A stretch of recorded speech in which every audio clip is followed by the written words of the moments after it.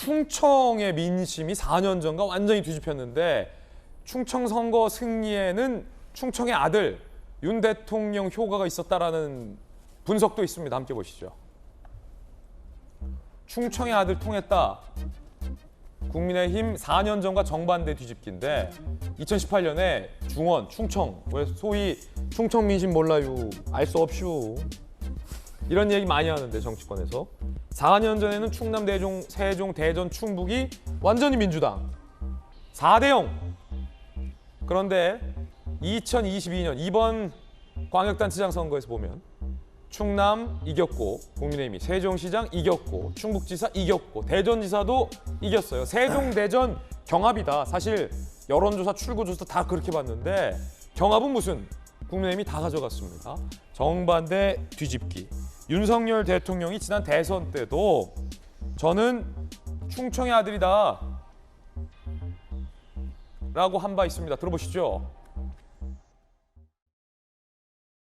자기의 뿌리와 연고가 있는 곳에 각별한 그 애정을 가지지 않는 사람이 어디 있겠습니까? 저는 500년 조상의 고향인 충청의 피를 타고난 것을 자랑스럽게 생각합니다.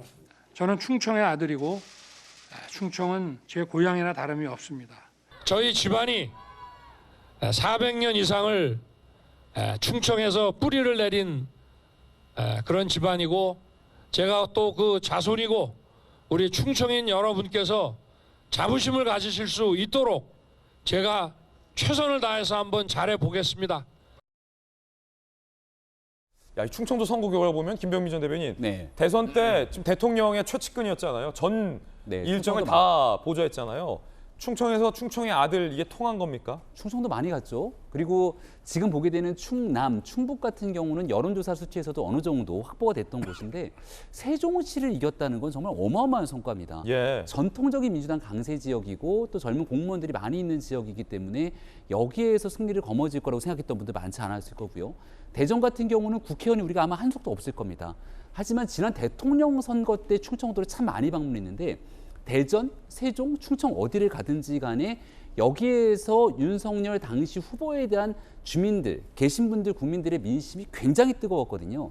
그러니까 이번에야말로 정말 어렵게 당선이 됐는데 한번 제대로 일할 수 있도록 힘을 한번 실어줬으면 좋겠다라고 하는 충청 대망론 대선에서 다 예. 꼽히지 못했던 일들이 이어진 게 아닌가 이렇게 생각이 지금 들죠. 기초단체장도 보면 전체 몇 개입니까? 31개 네. 자리 중에서 23개를 지금 지난 4년 전과 완전 정반대 숫자인데 사실 세종이 젊은 공무원들이 많아서 야, 검사 출신 윤석열 대통령 국민의힘 이번에 세종 힘들 거다라는 얘기가 사실 민주당의 모 인사한테 제가 들었거든요. 선거에 책임 있는 분 중에. 근데 세종이 완전히 지금 국민의힘으로 넘어갔는데 그러다 보니까 또 반대로 국민의힘에서는 야, 대통령이 공무원 출신이다 그래. 라는 또 그래? 아전인수격의 해석도 나왔는데 아니 천하람 위원장님 젊은 층이니까 왜 그런 걸까요? 그러니까 사실 그 지금 최민호 당선인 제가 이제 공천관리위원 할 때 예. 공천 면접을 보러 오시지 않습니까? 이제 세종시 공천을 본인에게 달라. 내가 공천 받으면 세종시 탈환할 수 있습니다. 막 이러셨어요. 그래서 예. 저희 공천관리위원들도 패기는 좋은데 솔직히 세종시가 되겠나 긴가민가 이렇게 있다. 긴가민가 하는 분위기였는데 이번에 정말로 예. 뒤엎어버리셨어요. 실제로 세종시가 이제 연령으로 놓고 보나 또 과거에 이제 박근혜 정부에서 또 공무원 연금 개혁 같은 거 예. 했던 것 때문에 분명히 국민의힘 쪽 정당에 불리한 면이 굉장히 큰 선거였습니다. 그런데 말씀하셨던 것처럼 윤석열 대통령이 뭐 꼭 충청에 뿌리가 있다 이것보다도 취임하시고 나서 공직사회에서 보기에도 기대 이상으로 굉장히 잘하고 있다라는 평가가 나오고 있고 또 최민호 후보 이제 후보 본인의 경쟁력이 굉장히 높은 수준이었기 때문에 이렇게 예상 외의 결과가 나오지 않았나.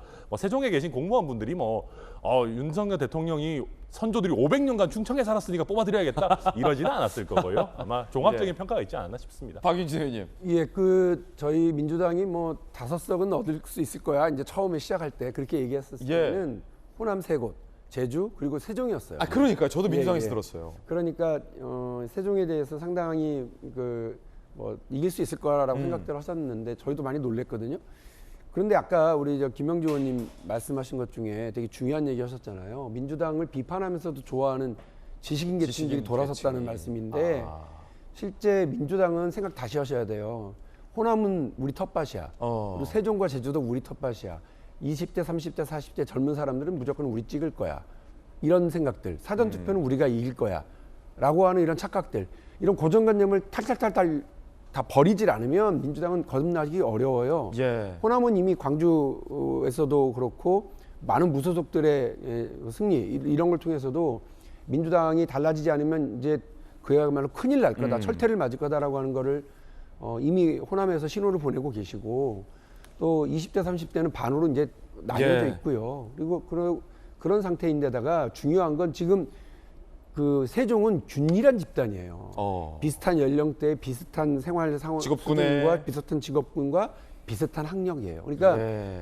고학력, 고소득, 안정적인 생활을 하고 있는 사람들이 민주당에 대해서 가지고 있는 어떤 가치관, 정치 도덕적인 가치관을 자신들과 동일시했는데 이거 배신감을 지금 가지고 있다는 아하. 거라니까요. 내로남불 계속 그렇게 해보세요. 그러면 이제 가만 안 둘 거예요. 이렇게 내로남불 계속 해봐라. 하는 걸 이제 보여주고 있는 거고.